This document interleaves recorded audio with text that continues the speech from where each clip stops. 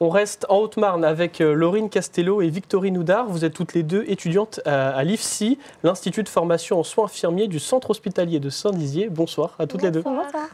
Vous partez faire un stage infirmier de 8 semaines en début 2025 au Sri Lanka. Pourquoi le Sri Lanka ?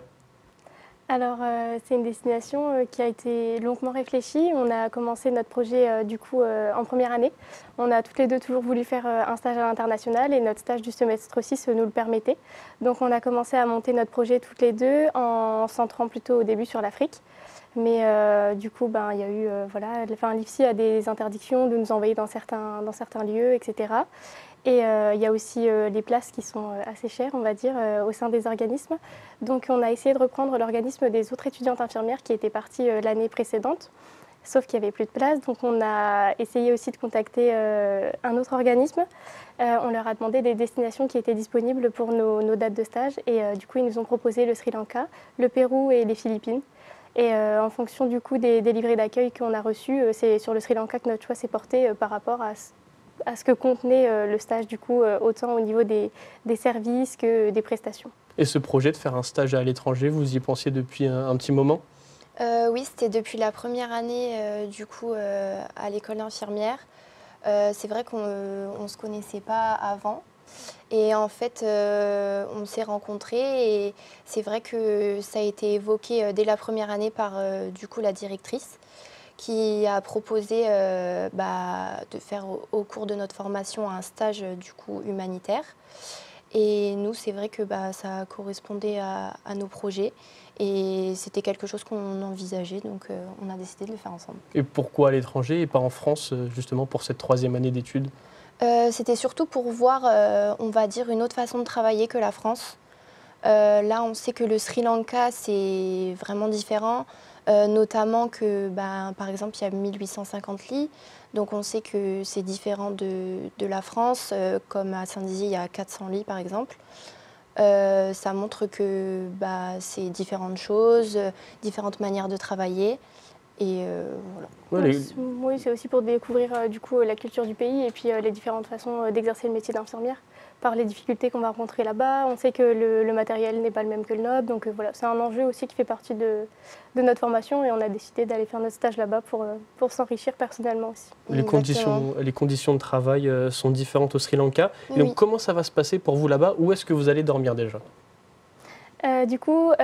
Quand on a contacté notre organisme, dans le prix, c'est compris le logement. Donc le logement, c'est une maison qui va contenir 45 étudiants du monde entier. Donc on va séjourner là-bas. C'est des chambres de maximum 4 personnes. Salle de bain, toilette, et on séjournera là-bas pendant nos 8 semaines de stage. Un stage aux aires d'humanitaire, c'est ce que vous expliquiez juste avant. Exactement. Comment ça va s'organiser pour vous là-bas ? Vous allez être en stage toute la journée à l'hôpital. Est-ce que vous pouvez nous raconter un petit peu peut-être ? Oui, c'est ça. En fait, c'est prévu qu'on soit en stage toute la journée à l'hôpital, hors week-end. On fait des semaines de 35 heures. Après, sur place, on est répartis dans différents services qu'on a nous-mêmes choisis par rapport à nos futurs projets professionnels. Donc, par exemple, on a choisi maternité et pédiatrie, ce qui rejoint le projet de Laurine qui est de devenir infirmière puéricultrice. Et pour moi, j'ai choisi urgence et chirurgie, qui rejoint mon projet de devenir infirmière libérale. Et pour organiser ce stage et pour le financer aussi, pour financer l'organisme, vous avez dû faire plusieurs choses, des actions. Est-ce que vous pouvez nous raconter ? Il faut savoir que c'est un stage qui a quand même un sacré coût individuel. Et pour financer ce projet, on a décidé de mettre en place des petites actions. Donc on a commencé par mettre en place une tombola. On a démarché, on est allé dans nos villages. Il y a aussi les gens de l'IFSI qui ont participé. On a aussi vendu des tickets à notre entourage. Donc on a créé des lots avec l'aide des entreprises qui ont bien voulu nous offrir des lots, qui ont participé à l'élaboration de notre tombola. La tombola, elle se terminera la semaine prochaine. Là, il nous reste encore un petit moment pour vendre des tickets. On a aussi démarché le centre commercial Carrefour pour l'emballage des cadeaux de Noël le 21 décembre.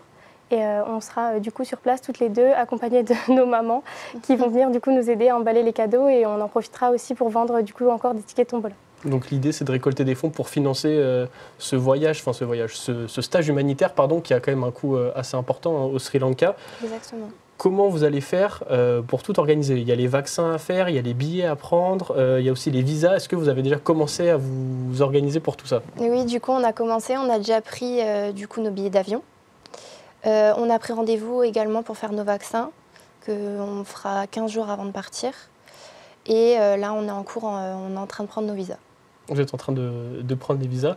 Vous avez hâte de partir. On est à la fête de fin d'année. Vous partez, je crois, c'est du 17 février au 12 avril. Oui, donc c'est ça. va arriver quand même rapidement. Oui, oui, ça va être rapide en effet. Ouais, on prend l'avion le 14 février. C'est vrai qu'on a hâte, mais il y a quand même une petite appréhension derrière. Enfin, on part quand même assez loin de notre zone de confort, on va dire.